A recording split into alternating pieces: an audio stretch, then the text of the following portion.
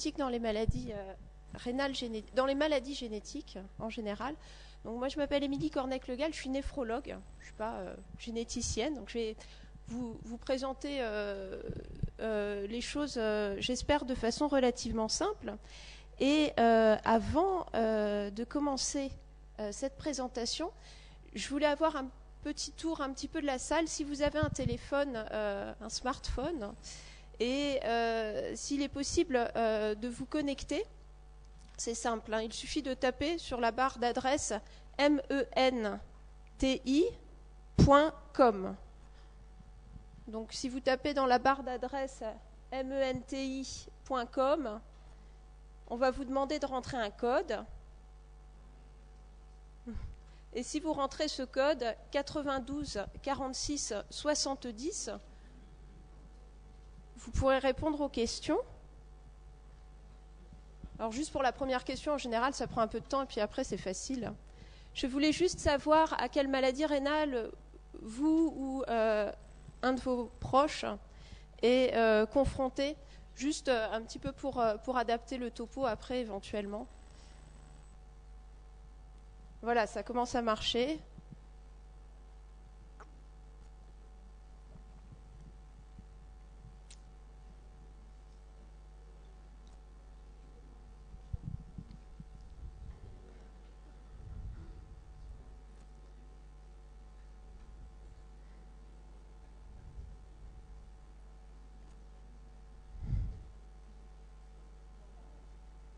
D'accord. On continue, je laisse tourner un petit peu parce que je pense que c'est intéressant pour nous tous et puis pour adapter les questions après. Donc je vois syndrome d'Alport, polykystose, néphronophthise, maladie de Berger ou IgA, le SHU atypique. Voilà. Le Fabry.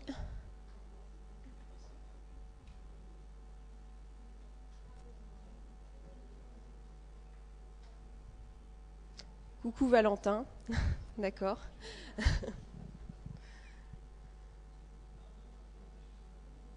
D'accord, et polykystose, d'accord. Très bien. Alors, je vous remercie. Et ma deuxième, d'accord, alors, je laisse juste un tout petit peu pour que ça puisse, qu'on puisse en garder une trace.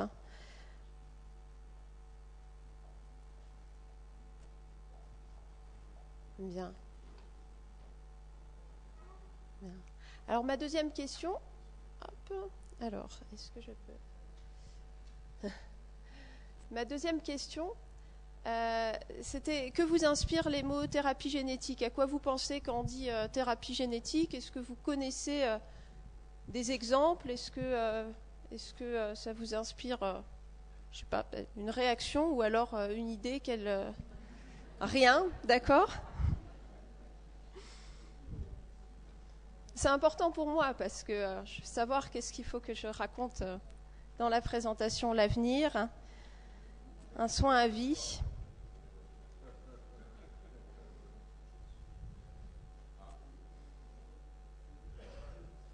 La guérison, le traitement par ADN, d'accord, des applications dans la mucoviscidose. D'accord, donc beaucoup la notion de progrès qui revient. La correction génétique.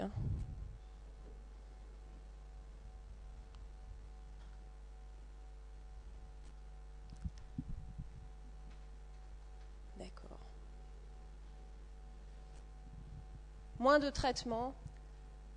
Effectivement, si on arrive à corriger initialement. D'accord. Et puis, on a quand même l'avenir au milieu. Donc, ce n'est pas encore des thérapies auxquelles... en général, on a accès en pathologie. Alors, je vous remercie pour cette participation. Alors, je vais commencer par des choses hyper basiques parce que si on veut parler de thérapie génétique, après, il faut qu'on commence par des notions simples. Donc, on va aborder la question de comment on passe d'une mutation à la maladie.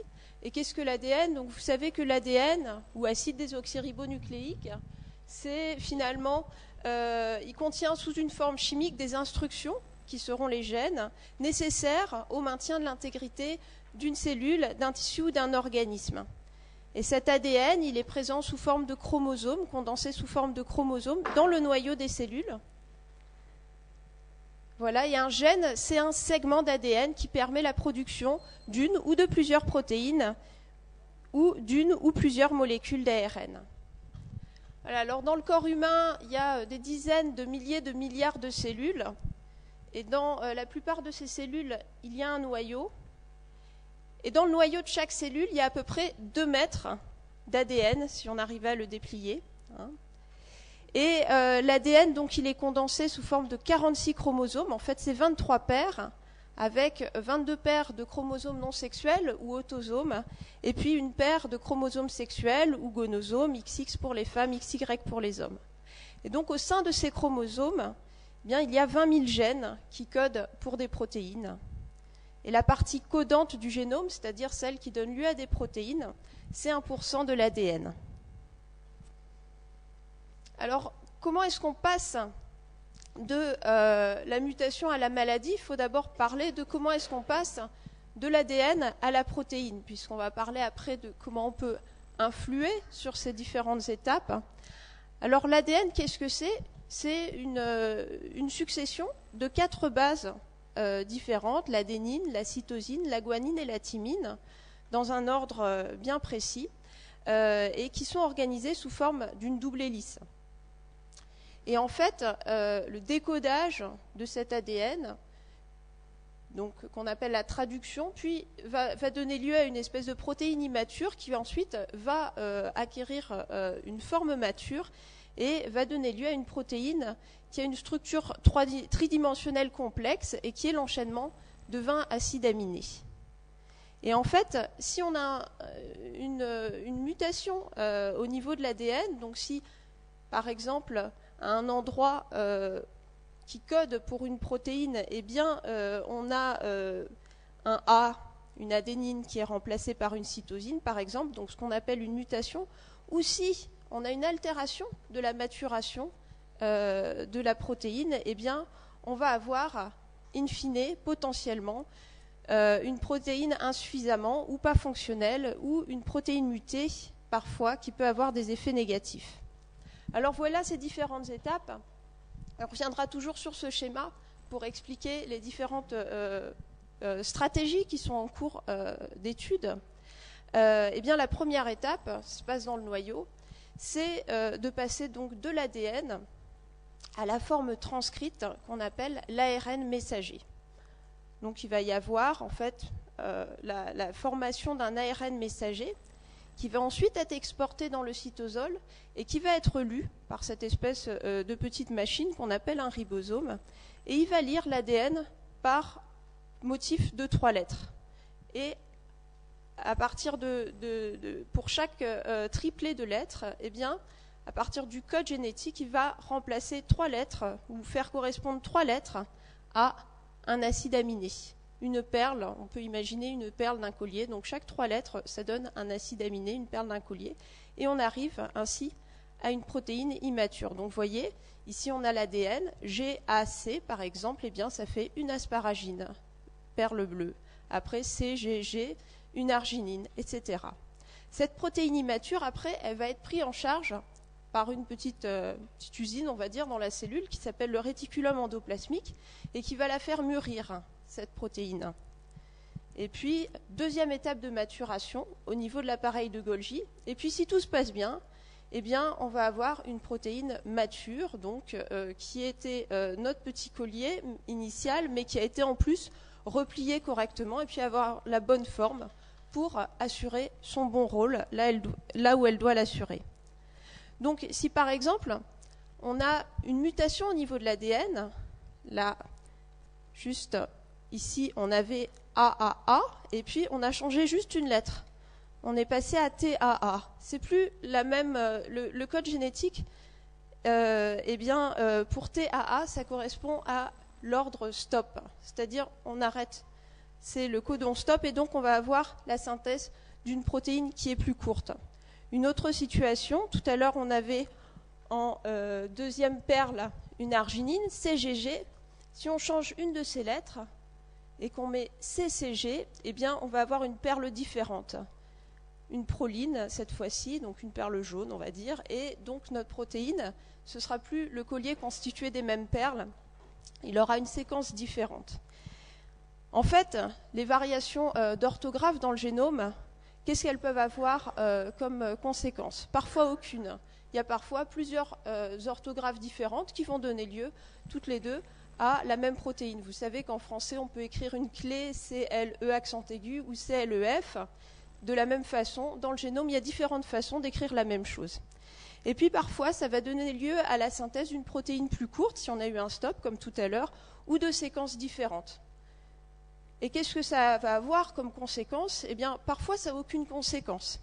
On peut avoir une protéine de séquences différentes, mais ça ne donne pas de maladie. Puis parfois, la protéine ne va plus assurer sa fonction. On aura un défaut de fonction de la protéine qui va donner la maladie.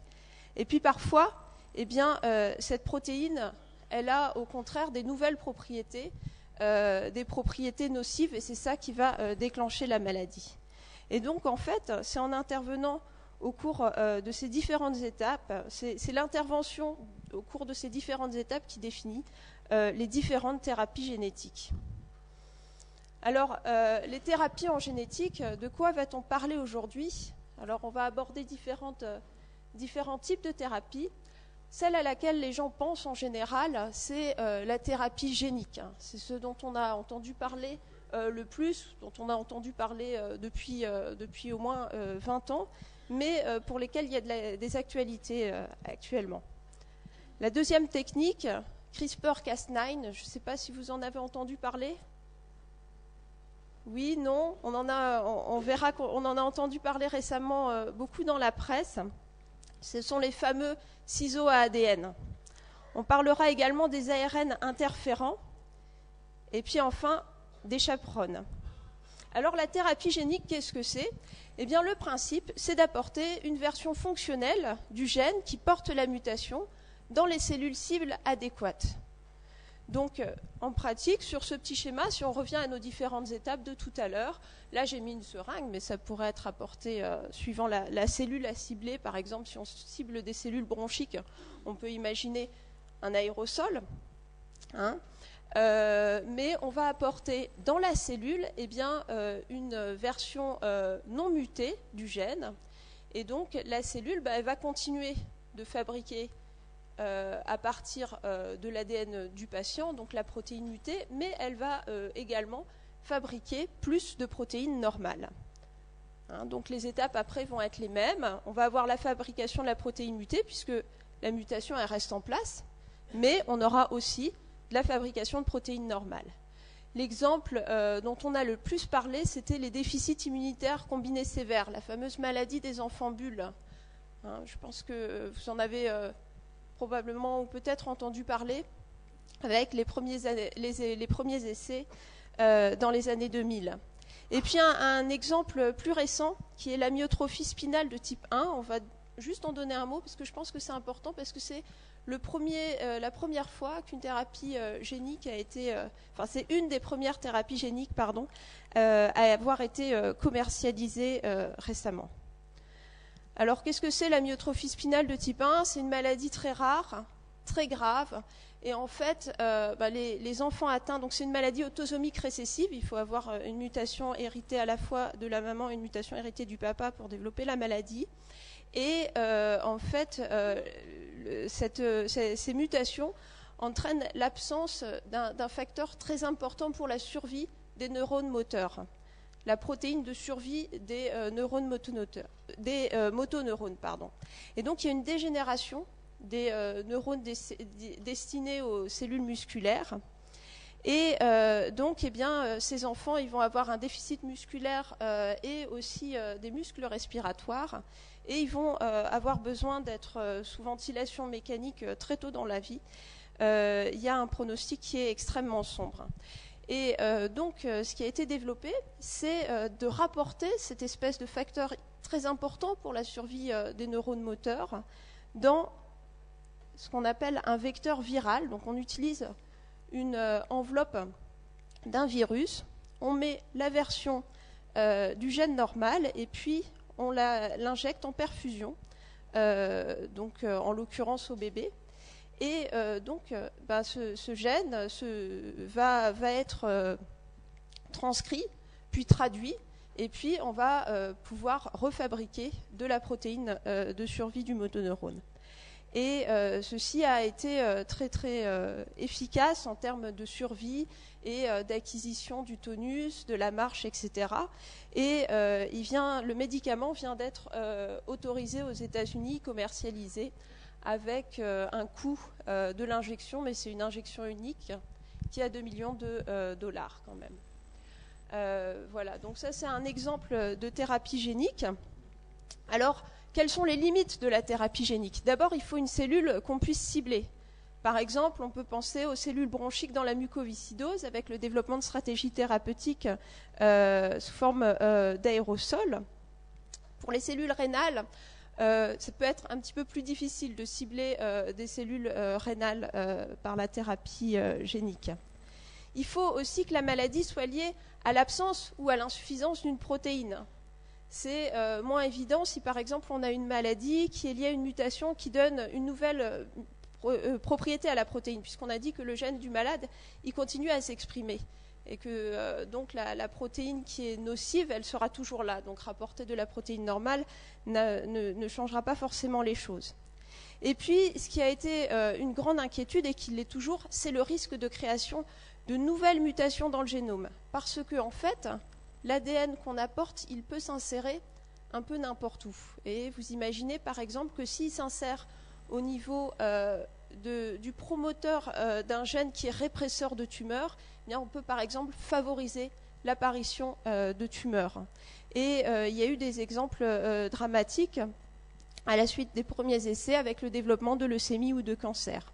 Alors pour contourner ce problème, il y a le développement de vecteurs qui ne s'insèrent pas dans le génome. C'était le cas pour la maladie dont on a parlé juste avant, où en fait la petite version du gène, elle reste dans le noyau, mais elle ne se met pas n'importe où elle pourrait être nocive. Et puis, un problème enfin qui peut exister, c'est la réaction du système immunitaire contre les vecteurs. On a dit que les vecteurs, c'était des virus. Et qu'est-ce qu'il fait l'organisme contre les virus? Il se défend. Et donc, eh bien, on peut, par exemple, avoir été immunisé contre l'adénovirus, c'est un virus assez classique, et détruire ce virus avant qu'il ait le temps de livrer la thérapie génique. Alors voilà les quelques mots que je voulais vous dire sur la thérapie génique. Et je vais maintenant vous parler des CRISPR-Cas9.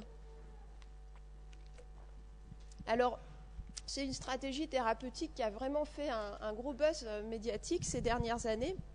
Ce sont les fameux ciseaux à ADN. Là, au lieu d'apporter une nouvelle version du gène, en plus, on va aller directement modifier la mutation qui est présente. Alors, ce n'est pas encore le cas, il n'y a pas encore d'application en pratique clinique chez l'homme, à ce jour. Donc, comment? Oui, je vais en parler, tout à fait. Normalement, il ne devrait pas y avoir d'application chez l'homme. Donc voilà, comment ça marche? Alors d'abord, d'où ça vient? Parce que c'est important. CRISPR-Cas9, en fait, c'est un système qui a été découvert chez les bactéries. En fait, les bactéries aussi, elles peuvent être infectées. Les bactéries, elles peuvent être infectées par des virus. Et elles ont des systèmes de défense contre les infections virales. Et en fait, là, vous avez un gros virus qu'on appelle un bactériophage. Et en mauve, c'est une bactérie. Et le bactériophage, il libère son ADN dans la bactérie. Et en fait, il y a un système de résistance des bactéries à cette invasion, qui est le système CRISPR-Cas9, qui a été décrit à cette occasion par un monsieur qui s'appelait Philippe Ovars et qui l'a décrit en 2007 dans l'industrie notamment des ferments lactiques, il me semble, et n'a pas été jusqu'aux applications médicales. On a parlé beaucoup plus de la description récente par Jennifer Doudna et Emmanuel Charpentier dans l'application médicale, mais ce système avait déjà été décrit chez la bactérie. Et donc, en fait, en réponse à l'invasion de la bactérie par l'ADN viral, eh bien, il y a un système qui va couper cet ADN viral. Donc la bactérie reconnaît l'ADN viral et le découpe pour le neutraliser. Hop, voilà. Donc cette découverte après de ces potentielles applications dans le champ médical a valu le prix Nobel de chimie en 2015 à Jennifer Doudna, américaine, et Emmanuelle Charpentier, qui est française. Elles avaient identifié ce système donc en 2012. Alors, le système est relativement simple. Qu'est-ce qu'il faut ? Il faut un ciseau, qui est une protéine qui s'appelle la protéine Cas9, et il faut un guide pour savoir où couper. Alors, voilà notre guide. C'est un petit ARN qui a une séquence qui est complémentaire à celle du gène qu'on veut cibler. Donc, par complémentarité parfaite, eh bien, il va aller se placer exactement au bon endroit, et puis le ciseau va aller couper exactement là où on veut couper. Voilà, donc la Cas9, qui est ce ciseau. Et donc, eh bien, quand l'ARN guide se place au niveau de l'ADN, eh bien, la Cas9 va aller opérer une coupure à cet endroit, et puis après va se créer alors une réparation. Donc, soit la réparation se fait comme la cellule le peut, et donc il peut y avoir une nouvelle mutation, on va dire, c'est-à-dire qu'il va y avoir l'exclusion peut-être de 1 ou 2 nucléotides, G, A, T, C. Ou alors on donne un modèle à la cellule en même temps que tout ça, on lui dit je voudrais que tu me mettes ça à la place, donc la bonne séquence, et puis on va pouvoir corriger complètement la séquence. Alors, il y a eu, ça a donné lieu à des essais. Il y a un papier, un article scientifique qui a fait beaucoup parler l'été 2017, qui est resté donc strictement sur, je dirais, dans le domaine de la recherche. Ça n'a pas été, c'était l'édition d'embryons humains, mais c'était à des fins de recherche avec un arrêt après. De la croissance des embryons, ce n'étaient pas des embryons qui ont été implantés. Qu'est-ce qu'ont fait les auteurs ? Ils ont travaillé sur une maladie qui est une cardiomyopathie héréditaire par une mutation d'un gène qui est nommé ici MYBPC3. Cette cardiomyopathie, ça donne une insuffisance cardiaque chez l'adulte jeune, et ça peut donner également des morts subites par arrêt cardiaque. Donc ces patients et ces couples avaient le souhait de faire un dépistage préimplantatoire, et dans ce cadre-là, des spermatozoïdes d'un patient étaient collectés, un patient qui avait accepté de participer à la recherche. Et ce qu'ont fait les chercheurs, c'est que, eh bien, en même temps qu'ils ont injecté le spermatozoïde donc, du patient qui contenait la mutation, eh bien, ils injectaient aussi le système CRISPR-Cas9. Et ils ont pu ainsi montrer qu'ils arrivaient, pas à tous les coups, mais dans un certain pourcentage de cas, à obtenir des embryons où aucune cellule n'était porteur de la mutation du patient. Puis dans certains cas, eh bien, il y avait un mélange de cellules qui avaient été ciblées et de cellules qui n'avaient pas été ciblées. Alors bon, c'était plus une preuve de principe. Alors c'était vraiment, on restait, je dirais, dans la boîte dans le tube à essai, on n'allait pas plus loin. Ils arrêtaient après l'expérience, mais ce qu'ils rapportaient, d'une part, c'est que de façon intéressante, ils observaient une réparation de la mutation en utilisant pour modèle l'ADN de l'ovocyte, donc de la gamète maternelle. Donc il n'y avait pas besoin d'apporter de modèle. Et puis ils avaient séquencé tout le génome de ces embryons très précoces, et ils ne trouvaient pas d'effet ailleurs dans le génome, puisque c'est toujours la grosse crainte, c'est de faire des dégâts ailleurs. Alors l'application qui rapportait, c'était peut-être augmenter le nombre d'embryons transférables en cas de diagnostic préimplantatoire. Je pense que, ceci dit, c'est dans le cadre d'une maladie dominante assez limité, puisque par définition, il y a 1 sur 2 en général qui est effectivement déjà naturellement non porteur de la mutation. Voilà. Mais le point important, c'est qu'ils avaient montré qu'il n'y avait pas d'effet off-target, c'est-à-dire pas d'insertion ailleurs de problème, et ça, c'était une notion importante. Alors, il y a eu un énorme dérapage, plus qu'un dérapage, quelque chose d'éthiquement tout à fait condamnable, et qui, je vous rassure, a été complètement condamné, qui a été l'utilisation donc de ce système de façon complètement dérégulée, sans autorisation, sans correct recueil de consentement. En fait, qu'est-ce qui a été fait? Donc, c'est ce monsieur-là qui s'appelle He Jiankui, qui est donc un chercheur chinois, qui a utilisé le système CRISPR-Cas9 pour inactiver au stade embryonnaire un gène pour conférer une résistance au VIH. Donc en fait, c'était un couple dont le papa était porteur du VIH, il était séropositif, et donc un couple qui avait recours à la fécondation in vitro. Et en fait, il a décidé de créer une mutation dans le génome des enfants à naître qui les rendrait résistants au VIH. L'intérêt pour ces enfants était absent, hein, puisqu'il n'y avait pas de raison qu'ils soient infectés par le VIH. Qu'est-ce qu'il a fait? Il a modifié un gène qui est en fait, le gène CCR5, c'est un peu la porte d'entrée, si vous voulez, du virus dans le lymphocyte T. Donc il a inactivé ce gène, et puis au stade, voilà, vraiment au stade tout à fait précoce de la formation de l'embryon, comme on a vu tout à l'heure, et il a réimplanté les embryons, donc ces petites filles qui s'appellent Lulu et Nana. Et en fait, il y a vraiment de graves problèmes éthiques, puisque déjà cette mutation n'est pas nécessaire, il n'y a pas de risque particulier pour les jumelles d'être infectées par le VIH. C'est quelque chose qui est absolument hors cadre législatif et donc qui n'avait pas fait du tout l'objet d'autorisation. Le problème également, c'est qu'il y a un risque de susceptibilité à d'autres infections, a priori, liées à ces mutations. Il y a un risque de susceptibilité à la grippe, à d'autres virus. Il y a même eu des études qui ont montré, après, à l'échelle de population, que c'était des variants qui étaient associés à en population un risque d'espérance de survie plus courte. Et enfin, eh bien, il y a un risque non nul, toujours le fameux effet off-target, c'est-à-dire introduire une mutation ailleurs dans le génome qui a un effet délétère. Donc ce charmant monsieur est assigné à résidence depuis cette année.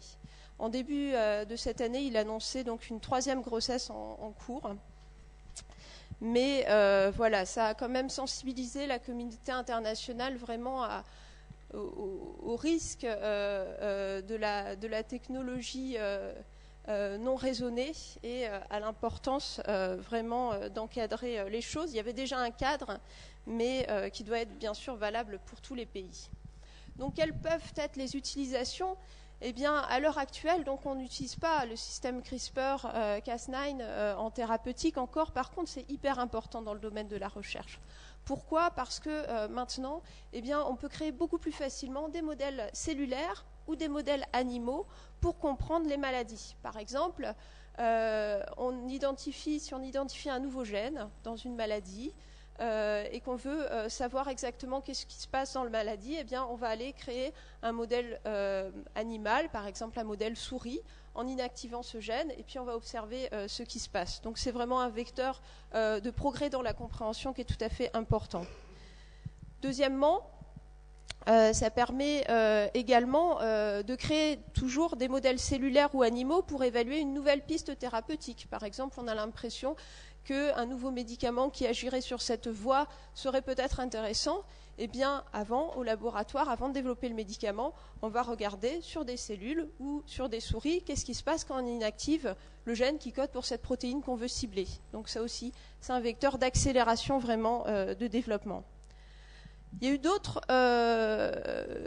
imaginations d'utilisation. On a par exemple parlé de l'éradication du paludisme. Si on rendait les moustiques résistants au paludisme, eh bien, peut-être qu'on pourrait éradiquer le paludisme. Il y a des applications dans le domaine de l'agroalimentaire. Et bien sûr, encore une fois, ça soulève des enjeux éthiques importants. Voilà, alors c'était tout pour les CRISPR-Cas9. Je suis désolée, je suis obligée de survoler un certain nombre de techniques. Mais la troisième technique dont je voulais vous parler, ce sont les ARN interférents. Donc là encore, prix Nobel qui a été décerné donc à Andrew Fire et Craig Mello en 2006 pour l'identification et la description des ARN interférents. Alors, qu'est-ce que c'est cette fois-ci? Un ARN interférent, c'est un acide ribonucléique, donc un ARN, qui va aller interférer avec l'ARN messager pour le dégrader et donc diminuer la traduction de la protéine. Tout à l'heure, on a parlé de thérapie génique, donc soit rajouter un gène ou soit aller le corriger. Là, on agit un petit peu après, c'est-à-dire sur l'ARN messager, alors soit sur l'ARN pré-messager, soit sur l'ARN messager dans le cytosol, et cet ARN va aller le neutraliser, le découper, avant qu'il donne lieu à une protéine. Alors, il y a pas mal de termes employés, les oligonucléotides antisens, et ce qui fait leur spécificité, en fait, ça passe très mal, mais ce sont des petites séquences qui sont tout à fait compatibles, encore une fois, avec la séquence aciblée. Et donc, cet ARN interférent, il va aller se positionner au niveau de l'ARN messager aciblé, et puis permettre son clivage et donc sa destruction, et donc l'absence de synthèse de protéines matures. Je vais passer là-dessus. Le professeur Bridoux vous a parlé ce matin des amyloses héréditaires et notamment l'amylose à transthyrétine. Et c'est une des applications, par exemple, des ARN interférents. Vous savez que c'est une maladie héréditaire autosomique dominante avec des atteintes qui peuvent toucher beaucoup d'organes, mais notamment pour l'amylose à transthyrétine, l'atteinte neurologique et l'atteinte cardiaque. Et en fait, il y a deux traitements par ARN interférents qui ont récemment été mis sur le marché, qui s'appellent le patisiran et l'inotersen. Et en fait, ce sont donc des petites séquences d'ARN qui vont aller se fixer au niveau de la séquence d'ARN messager qui code pour la transthyrétine et entraîner son clivage avant que ça donne lieu à une protéine. Et donc, c'est les essais qui ont conduit au développement de ces médicaments, qui ont permis la commercialisation de ces médicaments, ont montré des bénéfices en termes de qualité de vie et en termes de sévérité de l'atteinte neurologique. Alors, quels sont les effets indésirables possibles de ces médicaments? Quelquefois, ça peut entraîner des réactions inflammatoires. Le deuxième médicament ici est associé à parfois une diminution du taux de plaquettes ou des atteintes rénales chez 3% des patients. Et il y a d'autres essais avec des ARN interférents qui sont en cours en néphrologie, notamment pour l'hyperoxalurie primaire. Un autre exemple, c'est pour, tout à l'heure quand on voyait le panorama des maladies qui vous concernaient, on a vu l'Alport à plusieurs reprises. Donc le syndrome d'Alport, alors là c'est un petit peu différent. Ce n'est pas directement le gène impliqué dans la maladie qui va être visé, l'ARN du gène impliqué dans la maladie, mais on sait que dans certaines maladies génétiques, il y a toute une cascade qui va entraîner un certain nombre d'activations de voies cellulaires qui sont néfastes pour la progression de la maladie, qui sont contrôlées par ce qu'on appelle des micro-ARN, et on peut aller les viser, ces micro-ARN, par les ARN interférents. Voilà. Et puis, dernier aspect, puisqu'on a dit que pour avoir une protéine fonctionnelle, il fallait avoir une version non mutée d'un gène, bien traduite, bien transcrite et qui mature correctement. Eh bien, on peut aussi éventuellement intervenir sur la maturation d'une protéine. C'est-à-dire qu'on peut avoir, dans certaines pathologies, une protéine qui n'est pas tout à fait normale, mais si on l'aide à mûrir, elle va quand même faire à peu près son travail, ou au moins récupérer un petit peu de fonction. Et donc on peut favoriser la maturation d'une protéine qui serait un petit peu différente de la protéine non mutée.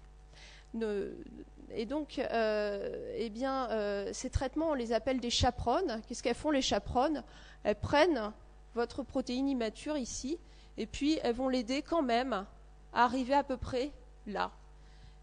Alors peut-être qu'elle a une ou deux perles différentes, mais finalement, si on favorise son repliage, si on l'aide dans ces différentes étapes de maturation, eh bien peut-être qu'elle va pouvoir assurer au moins une partie de sa fonction et on va pouvoir améliorer les symptômes. Alors c'est le cas notamment dans la mucoviscidose avec le développement de 2 traitements qui permettent, seulement pour certaines mutations, pas toutes les mutations, il faut que ce soit, de favoriser la maturation de la protéine et de restaurer un petit peu de fonction. Il y a aussi un traitement qui a été développé dans la maladie de Fabry, qui s'appelle le migalastat. Et encore une fois, il va falloir savoir quelles mutations particulières pour quelles mutations particulières on peut espérer avoir un effet bénéfique, parce que ça ne va pas être le cas pour toutes les mutations. Voilà, donc c'est un traitement donc, qui est mutation dépendante. Certaines mutations sont accessibles au traitement, mais pas toutes. Forcément, on peut imaginer par exemple que si on a une absence de protéines, on a beau l'aider à maturer, à mûrir, ça ne va pas changer grand-chose. Mais si par exemple on a, comme on disait tout à l'heure, juste une séquence un petit peu différente, eh bien peut-être que l'aider à mûrir, ça va permettre d'améliorer les choses. Et puis c'est aussi maladie dépendant, c'est-à-dire que c'est utilisable si on pense que l'augmentation de la protéine mature peut améliorer la maladie, ou si on pense que par exemple les protéines qui n'arrivent pas à mûrir encombrent la cellule et sont toxiques pour la cellule, et que si on les aide à être matures et sortir de la cellule, eh bien, ça peut diminuer l'effet toxique de la protéine mutée et améliorer les choses. Donc en conclusion, ce que je voulais expliquer, c'est qu'il y a plusieurs stratégies qui coexistent, et la prise en charge d'une maladie passera sûrement par une combinaison ou un algorithme de choix entre ces stratégies. On a déjà l'exemple avec la mucoviscidose, où on sait qu'il y a différents médicaments qui sont utilisés en fonction du type de mutation qui est présente chez le patient. Il y a vraiment une accélération dans le développement des stratégies en thérapie génique. On voit par exemple la découverte du système CRISPR-Cas9 en 2012 et tout ce qui s'est passé depuis. On voit en thérapie génique aussi tous les progrès qu'il y a eu récemment.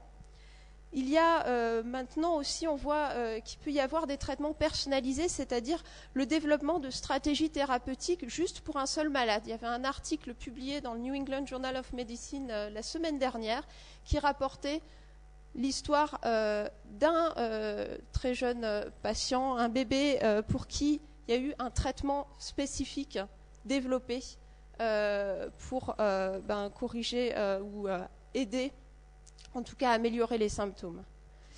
Ça soulève des enjeux éthiques importants, bien sûr, et je pense que c'est quand même porteur d'espoir. Alors avant de finir, je voudrais juste remercier l'AIRG. Je change de sujet un petit peu. Je ne parle plus de thérapie génétique, mais je voudrais remercier l'AIRG pour le financement de l'étude Genova-SPIC-AD cette année. Donc c'est une étude que nous menons à Brest en collaboration avec les collègues du Grand Ouest et puis avec d'autres collaborateurs au niveau international. C'est en fait une étude qui s'intéresse aux causes des anévrismes intracrâniens chez les patients atteints de polykystose rénale autosomique dominante. En fait, chez les patients atteints de polykystose, si on fait des IRM systématiques, des IRM cérébrales systématiques, on verra que 8 à 12% d'entre eux peuvent avoir des anévrismes intracrâniens. En général, nous, on fait plutôt du dépistage ciblé en fonction de la présence ou non d'une histoire familiale. Dans le Grand Ouest, on a vu qu'à peu près 6% des patients atteints de polykystose qui sont suivis dans les centres de néphrologie ont un anévrisme intracrânien. C'est un problème majeur parce qu'on peut avoir bien sûr une rupture d'anévrisme avec une hémorragie méningée et qui est plus précoce chez les patients qui ont la polykystose que les patients qui font un anévrisme sans avoir de polykystose. Et le facteur de risque le plus important, c'est l'histoire familiale. Et en fait, actuellement, les recommandations, c'est de dépister les patients en cas d'histoire familiale d'anévrisme. Et en fait, pour faire bref, puisqu'il y a une forte influence de l'histoire familiale, eh ben, on pense qu'il y a probablement des variants rares dans des gènes modificateurs qui sont à l'origine de la survenue de ces anévrismes. Et on aimerait bien les identifier parce que ça nous permettrait de mieux comprendre pourquoi les anévrismes se développent. Ça permettrait aussi d'améliorer les stratégies de dépistage et être sûr de ne pas passer à côté. Et donc, nous menons une étude à la fois de séquençage au sein de familles atteintes de polykystose et puis au sein d'une cohorte internationale de patients qui ont la polykystose et des anévrismes pour essayer d'identifier ces variants. Et donc c'est un projet qui implique notamment la cohorte GenKist, qui est une cohorte maintenant de près de 3000 patients, et je tiens à remercier tous les patients qui participent à cette étude. Et puis différents centres d'expertise sur la polykystose.